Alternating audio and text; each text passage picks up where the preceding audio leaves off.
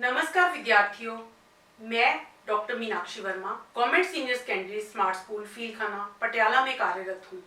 बच्चों, अभी आप छोटे हो, जब आप बड़े हो जाओगे, युवा हो जाओगे, तो भारत की युवा शक्ति कहलाओगे।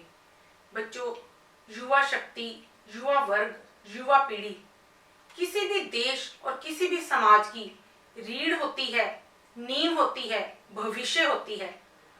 बच्चों, युवा वर्ग देश को तरक्की की राह पर ले जाने के लिए संकल्पबद्ध होता है। युवा वर्ग बहुत ही ऊर्जावान होता है, महत्वाकांक्षी होता है। युवा वर्ग की आंखों में भविष्य के लिए इंद्रधनुषी स्वप्न होते हैं और युवा वर्ग अपने समाज को बेहतर बनाने के लिए और राष्ट्र के निर्माण में योगदान डालता है। तो बच्चों, अब मैं आपको यहाँ पे बताना चाहूंगी कि जब हमारा देश स्वतंत्र नहीं था, जब हमारा देश परतंत्र था, तो कुछ युवा देश के बारे में सोच नहीं रहे थे, सुप्त अवस्था में थे। तो ऐसे युवाओं को, ऐसे नवयुवकों को, ऐसी युवा पीढ़ी को जागृत करने के लिए, ललकारने के लिए, उनको झकझोरने के लिए, उनको प्रोत्साहित करने के लिए, उन्हें प्रेरित करने के लिए बहुत से कवियों ने कविताएं लिखी, ताकि वो देश के उत्थान के लिए, विकास के लिए, देश की समृद्धि के लिए कुछ करें। तो बच्चों, आज जो हम कविता पढ़ने जा रहे हैं वो इन्हीं भावों को लेकर, इन्हीं विचारों को लेकर है। उस कविता का नाम है नवयुवकों के प्रति। बच्चों, इस कविता के कवि हैं मैथिली शरण गुप्त। बच्चों, ये कविता आपकी 8वीं कक्षा की पाठ्य पुस्तक में संकलित है। बच्चों, अब मैं इस कविता को पढ़ने से पहले कवि मैथिली शरण गुप्त जी के व्यक्तित्व और कृतित्व पर प्रकाश डालना चाहूंगी। कवि मैथिली शरण गुप्त राष्ट्रीयता के कवि हैं, मानवता के कवि हैं, सामंजस्यता के कवि हैं, भाव प्रवणता के कवि हैं, विविधता के कवि हैं। बच्चों, इनका जन्म 3 अगस्त 1886 को हुआ और उत्तर प्रदेश के झांसी के गांव चिरगांव में हुआ। इनका जन्म एक सम्भ्रांत वैश्य परिवार में हुआ। इनके पिता सेठ रामचरण जी और माता श्रीमती काशीबाई थी। बच्चों, ये हिंदी के प्रसिद्ध राष्ट्रीय कवि माने जाते हैं। वैसे तो राष्ट्रीय कवियों की उपाधि बहुत सारे कवियों को दी गई, लेकिन इन्हें राष्ट्रीय कवि की उपाधि महात्मा गांधी जी ने स्वयं दी। इन्हें राष्ट्रीय कवि इसलिए कहा जाता है क्योंकि इनमें राष्ट्रीयता कूट कूट कर भरी हुई थी। देशभक्ति, देश प्रेम, देश के प्रति विश्वास, श्रद्धा, ये सब गुण इनमें समाहित थे। बच्चों, इनके लिए भारतीयता का मतलब था कि देश प्रेम, देशभक्ति, मातृ प्रेम। तो बच्चों, इन्होंने बहुत सारी रचनाएं लिखी, जैसे द्वापर, यशोधरा, साकेत, भारत भारती। तो इनकी भारत भारती जो काव्य संग्रह है वो इन्होंने अपने गुरु महावीर प्रसाद द्विवेदी जी की प्रेरणा से लिखा और भारत भारती इनकी कीर्ति का स्तंभ है।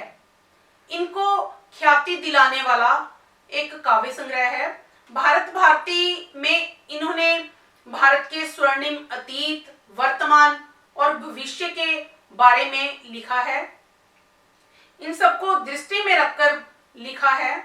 तो बच्चों, भारत भारती के माध्यम से इनको पूरे राष्ट्र में प्रसिद्धि मिली, ये विख्यात हो गए और इन्हें बच्चों 1954 को पद्म भूषण से भारत सरकार ने सम्मानित किया। बच्चों, हम मैथिली शरण गुप्त जी के बारे में जितना बात करें उतना ही कम होगा। तो इन्होंने, क्योंकि ये एक राष्ट्र कवि हैं और राष्ट्र कवि होने के नाते इन्होंने राष्ट्र के नवयुवकों को उस जब देश परतंत्र था संबोधित किया, उनको आह्वान किया, उनको ललकारा, उनको झकझोरा, उनको प्रोत्साहित किया। तो इसी एक आप नवयुवकों के प्रति जो कविता है उसको एक जागरण गीत भी कह सकते हो। हाँ, तो बच्चों अब मैं आपके सामने ये कविता पढ़ने जा रही हूँ। बच्चों अब मैं आपके सामने कविता नवयुवकों के प्रति पढ़ने जा रही हूँ। हे नवयुवाओं, देश भर की दृष्टि तुम पर ही लगी है, मनुज जीवन की तुम ही में ज्योति सबसे जगमगी। दोगे न तुम तो कौन देगा योग देशोद्धार में, देखो कहाँ क्या हो रहा है आजकल संसार में। जो कुछ पढ़ो तुम कार्य में भी साथ ही परिणत करो, सब भक्तवर प्रहलाद की निम्नोक्ति को मन में धरो। कौमारी में ही भागवत धर्माचरण कर लो यहाँ, नर जन्म दुर्लभ और वह भी अधिक रहता है कहाँ।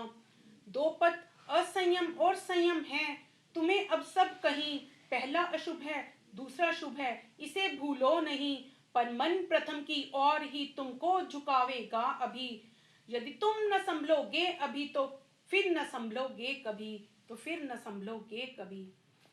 बच्चों आपने ये कविता सुनी, मुझे लगता है आपको समझ आई होगी। अब हम इस कविता की व्याख्या करेंगे। बच्चों अब इसकी व्याख्या प्रस्तुत है। जब आप इसकी व्याख्या करेंगे तो सबसे पहले आप प्रसंग लिखेंगे। प्रसंग इस प्रकार से लिखेंगे कि प्रस्तुत पंक्तियां हमारी पाठ्य पुस्तक आओ हिंदी सीखें 8 में संकलित कविता नवयुवाओं के प्रति में से ली गई हैं और इसके कवि मैथिली शरण गुप्त हैं। और इस कविता में कवि ने देश के नवयुवकों को देश के विकास के लिए प्रेरित किया है। व्याख्या आप इस प्रकार करेंगे। कवि कहते हैं कि हे देश के नवयुवाओं, देश भर की दृष्टि तुम पर ही लगी हुई है, देश की नजर तुम पर ही है, देश को तुमसे बहुत अपेक्षाएं हैं और मनुष्य जीवन की मानव जीवन की ज्योति भी आपसे ही प्रकाशित होती है। यदि देश के उद्धार में, देश के विकास में, देश की प्रगति और देश के उत्थान में आप योगदान नहीं दोगे तो कौन देगा। और आपको ये भी ध्यान रखना है कि देश में कहाँ क्या हो रहा है, पूरे संसार में कहाँ क्या हो रहा है। बच्चों अगला पद्यांश प्रस्तुत है। जो कुछ पढ़ो तुम कार्य में भी साथ ही परिणत करो, सब भक्तवर प्रहलाद की निम्नोक्ति को मन में धरो। कौमारी में ही भागवत धर्माचरण कर लो यहाँ, नर जन्म दुर्लभ और वह भी रहता अधिक है कहाँ। इस पद्यांश का प्रसंग भी आप पहले की तरह ही लिखेंगे और इसकी व्याख्या करते हुए आप कहेंगे कि कवि कह रहे हैं। इस पद्यांश में कवि जो है भक्त प्रहलाद का संदेश देते हुए कह रहे हैं कि जो कुछ भी तुम पढ़ते हो, जो कुछ भी तुम ज्ञान हासिल करते हो, उसे अपने जीवन में और उसे अपने कार्यों में परिणत कर दो। उसे अपने जीवन में, उसे अपने व्यवहार में, उसे अपने कार्यों में अपनाओ। सब भक्तवर प्रहलाद की, सब लोग, सब युवा लोग भक्तों में श्रेष्ठ प्रहलाद की नीचे लिखी हुई जो उक्ति है उसे मन में धारण कर लो। युवावस्था में ही आप भागवत धर्माचरण को अपना लो। भागवत धर्म के अनुसार आचरण करो, व्यवहार करो, सद्व्यवहार करो। क्योंकि जो ये नर जन्म है, मनुष्य का जो जन्म है बहुत ही दुर्लभ है, बहुत ही कठिनाई से मिलता है और वह भी बहुत छोटा है। इसलिए इस जीवन को नष्ट ना करो, इसमें अच्छाइयाँ लेकर आओ, सद्गुण लेकर आओ। बच्चों अब अगला पद्यांश मैं पढ़ने जा रही हूँ, उसकी फिर हम व्याख्या करेंगे। दो पथ असंयम और संयम है तुम्हें अब सब कहीं, पहला अशुभ है दूसरा शुभ है इसे भूलो नहीं, पर मन प्रथम की ओर ही तुमको झुकावेगा अभी। यदि तुम न संभलोगे अभी तो फिर न संभलोगे कभी। बच्चों इस पद्यांश की अब मैं व्याख्या करने जा रही हूँ। इसका प्रसंग आप पहले की तरह ही लिखोगे और व्याख्या करते हुए आप लिखोगे कि कवि कहते हैं कि आपके सामने दो रास्ते हैं, संयम और असंयम के। आपने कौन सा रास्ता अपनाना है, क्योंकि पहला जो रास्ता है वो अशुभ है और दूसरा शुभ है। पहला अनीति का रास्ता है, दूसरा नीति का रास्ता है। पहला बुरा रास्ता है, दूसरा अच्छा रास्ता है। लेकिन आपका जो मन है वो आपको प्रथम की ओर ही भटकाएगा। प्रथम रास्ता जो है वो सही नहीं है। यदि तुम न संभलोगे अभी तो फिर न संभलोगे कभी, क्योंकि आपके पास अभी जोश है, उत्साह है, उमंग है, लेकिन आपके पास अनुभव नहीं है। इसलिए आपका मन जो है आपको प्रथम की ओर ही लेकर जाएगा। आपने इस समय संभलना है, आपने जोश में होश को नहीं खोना, क्योंकि यदि आप इस समय नहीं संभलोगे तो फिर जिंदगी भर कभी भी नहीं संभल पाओगे। इसलिए आपने सकारात्मक विचारों को अपनाना है, सकारात्मक रास्ते को अपनाना है, सही दिशा की ओर जाना है। तो बच्चों, इस कविता की आपको व्याख्या जो है अच्छी तरह से समझ आ गई होगी। अब हम इस कविता का सार करेंगे। बच्चों, मैथिली शरण गुप्त जी की ये कविता नवयुवकों के प्रति भारतीय संस्कृति के गौरव का एक जीता जागता दस्तावेज है। इस कविता में कवि ने देश के नवयुवकों को, देश के नवयुवाओं को, देश की युवा पीढ़ी को, देश के युवा वर्ग को, देश की युवा शक्ति को जागृत किया है, उनको ललकारा है, उनको झकझोरा है, उनको प्रोत्साहित किया है, प्रेरित किया है कि वे देश के विकास के लिए, देश की उन्नति के लिए, देश की समृद्धि के लिए, देश की खुशहाली के लिए, देश के विकास के लिए अपना योगदान डालें। बच्चों, इस कविता में कवि जो है लगातार देश के युवाओं को ही प्रेरित करते हुए नजर आ रहे हैं। वो कहते हैं कि आप जो कुछ भी पढ़ते हो, जो कुछ भी ज्ञान हासिल करते हो, उसे बस पढ़कर ज्ञान हासिल करके छोड़ मत दो, उसे अपने जीवन में, उसे अपने व्यवहार में, उसे अपने कार्यों में अपनाओ, ताकि आप देश का विकास कर सको। मान लीजिए अगर आपने अच्छी पढ़ाई की है तो आप एक अच्छे डॉक्टर, एक अच्छे इंजीनियर, एक अच्छे अध्यापक बनो। और आपके सामने, कवि कहते हैं कि आपके सामने दो रास्ते हैं, एक सही रास्ता है, एक गलत रास्ता है, एक अशुभ है, एक शुभ है, एक अनीति का, एक नीति का है।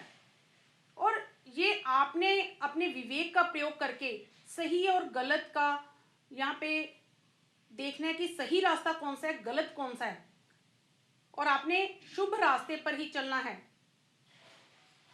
अपने संयम को नहीं खोना, अपने धैर्य को नहीं खोना, अपने विवेक को नहीं खोना। आपने अपने विवेक का, अपनी बुद्धि का प्रयोग करते हुए शुभ रास्ते पर चलना है। शुभ रास्ते पर चलते हुए ही आपने देश का विकास करना है, देश की तरक्की करनी है। तो बच्चों, मुझे पूर्ण विश्वास है आपको ये कविता जो है अब पूरी तरह से समझ आ गई होगी। अब हम इस कविता का अभ्यास करेंगे। बच्चों, हमने कविता पढ़ी, उसकी व्याख्या की, फिर उसका सार किया। अब हम इसका अभ्यास करने जा रहे हैं। अभ्यास में सबसे पहले गुरुमुखी और देवनागरी लिपि में दिए गए शब्द हम पढ़ेंगे। पहला शब्द है शुभ और देवनागरी लिपि में शुभ। आप देखेंगे कि इनका उच्चारण और इनकी वर्तनी, इन दोनों में क्या अंतर है, पंजाबी और हिंदी। गुरुमुखी और देवनागरी लिपि के जो शब्द हैं, इन दोनों की वर्तनी और उच्चारण में अंतर आप देखेंगे। शुभ, शुभ, संसार, संसार, ज्योति, ज्योति, आजकल, आजकल, जन्म, जन, जीवन, जीवन। अब मैं ये शब्द दोबारा पढ़ूंगी। शुभ, शुभ, संसार, संसार, ज्योति, ज्योति, आजकल, आजकल, जन्म, जन, जीवन, जीवन। बच्चों, आपने इनको देखा, ये शब्दों का अंतर देखा आपने। अब एक ही अर्थ के लिए पंजाबी और हिंदी भाषा के शब्द, अब आप देखेंगे कि जैसे ये पंजाबी में नज़र है, तो इसको हम हिंदी में भी नज़र बोलते हैं, लेकिन कविता में इसे और शब्द दिया गया है नजर, जिसको हम कहते हैं दृष्टि। हिस्सा, हिंदी में हम इसे हिस्सा भी कह सकते हैं, लेकिन एक दूसरा शब्द क्या हो सकता है, योग। बदलना, परिणत, पहला, प्रथम। तो बच्चों आपने देखा, अब मैं इन्हें दोबारा पढ़ती हूं। नजर, दृष्टि, हिस्सा, योग, बदलना, परिणत, पहला, प्रथम। बच्चों आपने देखा इन शब्दों का क्या अंतर है। पंजाबी और हिंदी के जो शब्द हैं इनको आप अपनी कॉपी में अच्छी तरह से पढ़ते हुए लिखेंगे, ताकि आपका लिखने में और बोलने में कोई गलती ना हो। बच्चों अब हम इस कविता में जो शब्दार्थ आए हैं वो पढ़ेंगे। अब देखेंगे कि कुछ कठिन शब्द हैं और उनका अर्थ क्या है। पहला शब्द भक्तवर, भक्तों में श्रेष्ठ। देशोद्धार, देश का उद्धार करना। योग, सहयोग। कौमार, यौवन की अवस्था।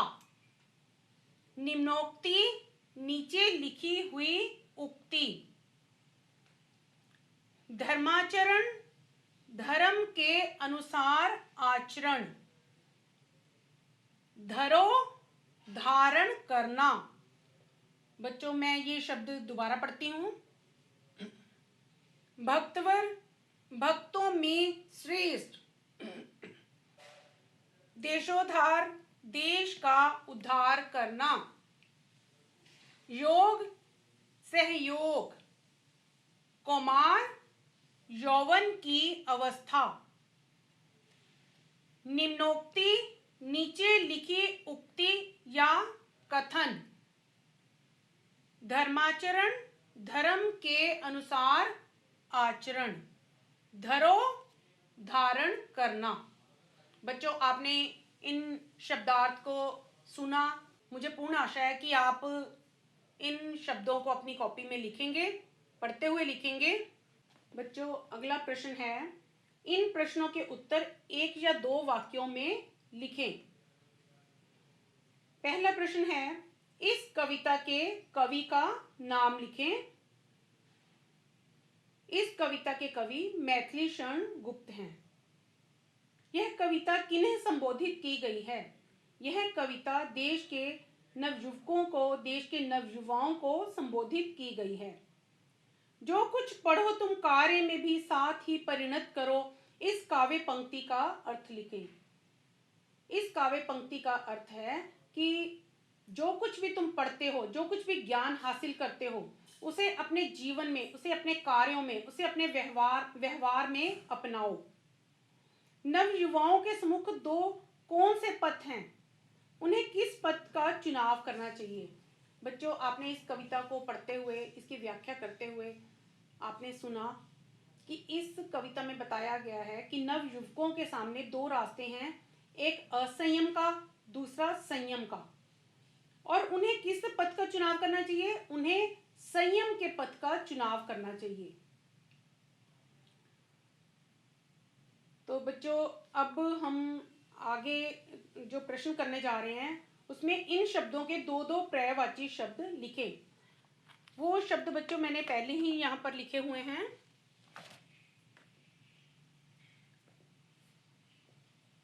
पर्यायवाची शब्द, पहला शब्द है मनुज। उसके पर्यायवाची शब्द आप देखिए, मनुष्य, मानव। ज्योति, प्रकाश, उजाला। संसार, दुनिया, जगत। पथ, मार्ग, रास्ता। बच्चों ये शब्द मैं दोबारा पढ़ती हूं। मनुज का होगा मनुष्य, मानव। ज्योति का होगा प्रकाश, उजाला। संसार का होगा दुनिया, जगत। पथ का होगा मार्ग, रास्ता। बच्चों अब अगला प्रश्न है विपरीत शब्द बनाएं। आप देखिए कि इन शब्दों के आगे अ लगाकर विपरीत शब्द बनता है। कैसे बनता है? जैसे शब्द है संयम और इसके आगे अ लगाने से बन गया असंयम। शुभ और इसके आगे अ लगाने से इसका विपरीत शब्द बन गया अशुभ। धर्म, इसके आगे अ शब्द लगाने से बन गया अधर्म। विश्वास, इसके आगे अ लगाने से बन गया अविश्वास। बच्चों आपको अब अच्छी तरह से समझ आ गया होगा कि किस तरह से विपरीत शब्द बनते हैं अ लगाने से। इन्हें हम दोबारा पढ़ते हैं। संयम, असंयम, शुभ, अशुभ, धर्म, अधर्म, विश्वास, अविश्वास। तो बच्चों ऐसे बहुत सारे शब्द आप जब भी अध्याय पढ़ते हैं अपनी पुस्तक में तो बहुत सारे ऐसे शब्द आते हैं जैसे विश्वास, अविश्वास, स्वस्थ, अस्वस्थ, सफल, असफल।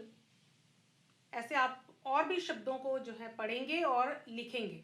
बच्चों अभी हमने अभ्यास कार्य किया। अब आगे का प्रश्न रचनात्मक अभिव्यक्ति का है, जिसमें मौखिक अभिव्यक्ति में भक्त प्रहलाद की जीवन गाथा सुने व कक्षा में भक्त प्रहलाद के गुणों को सुनाएं। बच्चों मैं आपको यहाँ पे भक्त प्रहलाद की कथा सुनाने जा रही हूँ, आप ध्यानपूर्वक सुनेंगे। बच्चों विष्णु पुराण की कथा के अनुसार जब असुर साम्राज्य शक्तिशाली हो रहा था उस समय असुर कुल में एक अद्भुत बालक प्रहलाद का जन्म होता है। भक्त प्रहलाद के पिता हिरण्यकश्यप असुर राज हिरण्यकश्यप थे। उन्होंने देवताओं की भक्ति करके उनसे वरदान प्राप्त कर लिया था और वरदान प्राप्त करने के पश्चात वो निरंकुश हो गया था। उसने अपने राज्य में ये घोषणा कर दी थी कि कोई भी व्यक्ति विष्णु की भक्ति नहीं करेगा, विष्णु की पूजा नहीं करेगा। लेकिन उसके अपने ही घर में उसका बेटा प्रहलाद विष्णु भक्त था, उसकी परमात्मा में अटूट श्रद्धा थी, अटूट विश्वास था। हिरण्यकश्यप को ये बात बिल्कुल नहीं सुहाई। उसने अपने पुत्र प्रहलाद पर अनेक अत्याचार किए, अनेक यातनाएं दी, उसे विष्णु भक्ति से विमुख करना चाहा, लेकिन प्रहलाद पर इसका कोई भी असर नहीं हुआ। उसने प्रहलाद को बहुत सी यातनाएं दी, उसे हाथी के पैरों तले कुचलवाना चाहा, सांपों के आगे उसे फेंक दिया, पहाड़ से नीचे गिराया, विष पिलाया, तलवारों से प्रहार किया, लेकिन इन सब का प्रहलाद पर कोई भी असर नहीं हुआ। अब हिरण्यकश्यप ने अपनी बहन होलिका को कहा कि इसे तुम गोद में लेकर बैठ जाओ, क्योंकि होलिका को ये वरदान था कि वो आग में जल नहीं सकती। लेकिन होलिका जब प्रहलाद को अग्नि में लेकर बैठी, वो स्वयं तो भस्म हो गई, लेकिन प्रहलाद जिंदा रहा, उस पर उस अग्नि का कोई भी प्रभाव नहीं पड़ा। और इसके पश्चात प्रहलाद के जीवन को बचाने के लिए भगवान विष्णु ने स्वयं अवतार लिया, नरसिंह का अवतार लिया, और उन्होंने हिरण्यकश्यप को मार दिया। और उसके पश्चात बच्चों प्रहलाद दैत्यों का एक उदार शासक बना। उसने धर्म के अनुसार ही अपना शासन चलाया। बच्चों हमें भक्त प्रहलाद के जीवन से यही संदेश मिलता है कि हमें अच्छाई का, सच्चाई का साथ देना चाहिए, मुसीबतों से, विपत्तियों से घबराना नहीं चाहिए। तो बच्चों ये कथा आपको समझ आ गई होगी अच्छी तरह से, और इसके बारे में आप स्वयं और लिखेंगे कि इसमें से और क्या भक्त प्रहलाद के जीवन से आपको और क्या संदेश मिलता है। बच्चों अगला प्रश्न है जो आपने लिखित रूप में करना है, असंयम और संयम किसे कहते हैं, एक दो उदाहरण देकर समझाएं। बच्चों असंयम और संयम, असंयम होता है कि अपने आप पर नियंत्रण ना होना, संयम होता है अपने आप पर नियंत्रण होना। और एक रास्ता असंयम का अशुभ है, संयम का रास्ता जो है शुभ है। एक अनीति का है और दूसरा नीति का है।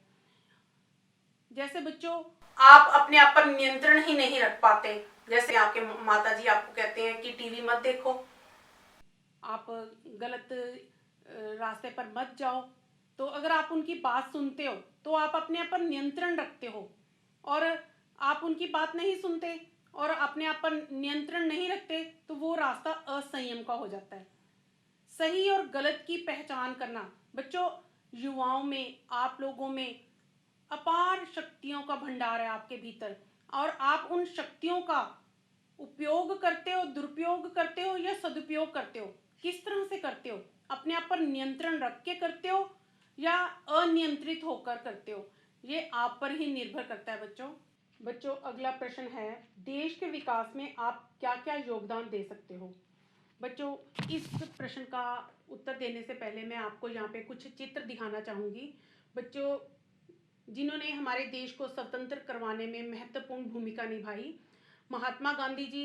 बच्चों महात्मा गांधी जी ने सत्य और अहिंसा के मार्ग पर चलते हुए हमारे देश को स्वतंत्र करवाया, और अंग्रेज़ों के खिलाफ इन्होंने लड़ाई लड़ी। बच्चों भगत सिंह जो हैं उन्होंने अंग्रेज सरकार का डटकर मुकाबला किया। वे देश के लिए ही जिए और देश के लिए ही उन्होंने शहीदी प्राप्त कर ली।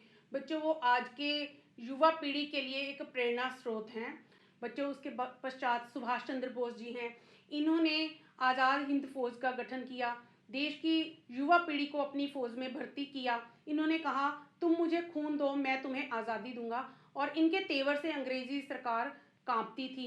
इसके पश्चात लाजपत राय जी हैं, उन पर अंग्रेज़ों ने जुल्म करते हुए अनेक लाठियां बरसाई। उनकी भले ही उनकी लाठियां टूट गई लेकिन वो लाला लाजपत राय जी के इरादों को नहीं तोड़ पाए। तो बच्चों लाला लाजपत राय जी की शहीदी के 20 वर्षों के भीतर ही देश को आज़ादी मिल गई। बाल गंगाधर तिलक बच्चों इन्होंने भी देश के लिए बहुत कार्य किया है। ये एक शिक्षक, एक समाज सुधारक, एक वकील और एक स्वतंत्रता सेनानी के रूप में हम हमारे सामने उपस्थित होते हैं। इन्होंने देश की आज़ादी के लिए बहुत संघर्ष करते हुए सारी जनता को उस संघर्ष से जोड़ा, और ब्रिटिश सरकार के खिलाफ उन्हें प्रेरित किया कि वे आज़ादी के उस संघर्ष में कूदें। बच्चों पंडित जवाहरलाल नेहरू, इन्होंने भी देश की आज़ादी के लिए 9 बार जेल गए, और इन्होंने महात्मा गांधी जी के साथ सभी आंदोलनों में भाग लिया, उनके साथ कंधा से कंधा मिलाकर खड़े रहे। अब बच्चों चंद्रशेखर आज़ाद, ये भी इन्होंने भी देश के लिए संघर्ष किया और शहीदी प्राप्त की। एक बार 14 वर्ष की आयु में जब इन्होंने गांधी जी के असहयोग आंदोलन में भाग लिया था, तो इन्हें अंग्रेजी सरकार ने इन्हें गिरफ्तार कर लिया था, और जज ने जब इनसे पूछा कि अपना नाम बताओ, अपने पिता का नाम बताओ, तो इन्होंने कहा था मेरा नाम आज़ाद है और मेरे पिता का नाम स्वतंत्रता है और मेरा पता कारावास है। तब से इनका नाम चंद्रशेखर आज़ाद पड़ गया। बच्चों आपने देखा कि कितने ही स्वतंत्रता सेनानियों ने, कितने महान पुरुषों ने, कितने वीरों ने हमारे देश को आज़ाद कराने के लिए महत्वपूर्ण भूमिका निभाई। बच्चों अब आपको पता चल गया कि हमारा देश जो आज हमें आज़ादी मिली हुई है वो कोई हमें उपहार में नहीं मिली। बहुत सारे देशभक्तों ने, बहुत सारे स्वतंत्रता सेनानियों ने अपनी कुर्बानियां दी, अपना जीवन उत्सर्ग किया, अपना न्यौछावर किए अपने प्राण। बच्चों इस आज़ादी को इस हमें कायम रखना है, और अपने देश में अब आप पर निर्भर करता है कि उनके द्वारा दी गई आज़ादी, हमें जो देश उन्होंने आज़ाद करवा कर दिया, उन अंग्रेज़ों से करवाया, उसको आपने कैसे उसमें विकास लाना है, उसमें कैसे उन्नति लानी है, उसको कैसे तरक्की की राह पर लेकर जाना है। बच्चों सबसे पहले आपने एक अच्छे नागरिक बनना है, पढ़ लिख कर अच्छी शिक्षा ग्रहण करनी है। जब आप अच्छी शिक्षा ग्रहण करोगे तो आप भारत के एक अच्छे नागरिक बन जाओगे। आप एक अच्छे डॉक्टर, एक अच्छे इंजीनियर, एक अच्छे वकील, एक अच्छे अध्यापक, एक अच्छे नेता, एक अच्छे व्यापारी, एक अच्छे किसान के रूप में आपने बनना है। अगर आप ईमानदारी से अपना कार्य करते हो, जैसे आप वकील हो तो आपने पीड़ितों को न्याय दिलाना है। अगर आप एक डॉक्टर हो तो आपने रोगियों की सेवा करनी है। अगर आप एक अध्यापक हो तो आपने बच्चों को अच्छी तरह से शिक्षित करना है। हर व्यक्ति ने अपने क्षेत्र में रहकर एक अच्छी भूमिका का निर्वाह करना है और देश को भ्रष्टाचार से मुक्त करना है। जब आप देश को भ्रष्टाचार से मुक्त करेंगे तभी हमारा देश जो है बच्चों हमारे देश की उसमें खुशहाली होगी, समृद्धि होगी, तरक्की होगी, उत्थान होगा। बच्चों, उसके अलावा कभी भी आपने देश की जो सार्वजनिक संपत्ति है उसको नष्ट नहीं करना, उसको नुकसान नहीं पहुंचाना। वो वो देश ने हमारे लिए हमारी संपत्ति बनाई है, हमने उसका सही उपयोग करना है। और बच्चों, अपने धर्म, भाषा, जाति, समुदाय के नाम पर किसी से लड़ाई झगड़ा नहीं करना। आपने अपनी सांस्कृतिक विरासत को संजोए रखना है, अपनी कला संस्कृति को जो है उसको उसका विकास करना है। उसके विकास में ही हमारा विकास है। बच्चों, देश के लिए जो काम भी हम करेंगे, उसमें जो काम भी हम अच्छा काम करते हैं, देश के लिए जो करते हैं, उसमें हमारा भी विकास है, और जो जिसमें हमारा विकास है उसी में देश का विकास है। बच्चों, इसके अलावा बहुत सारे कार्य जो हैं हम देश के लिए कर सकते हैं, देश की उन्नति तरक्की के लिए। वो आप स्वयं ही सोच कर लिखेंगे। मुझे पूर्ण विश्वास है आपको ये जो पाठ है अच्छी तरह से समझ आ गया होगा, और अब आप इन प्रश्नों के उत्तर जो हैं अपनी कॉपी में लिखेंगे। बच्चों, मेरी शुभकामनाएं आपके साथ हैं। धन्यवाद।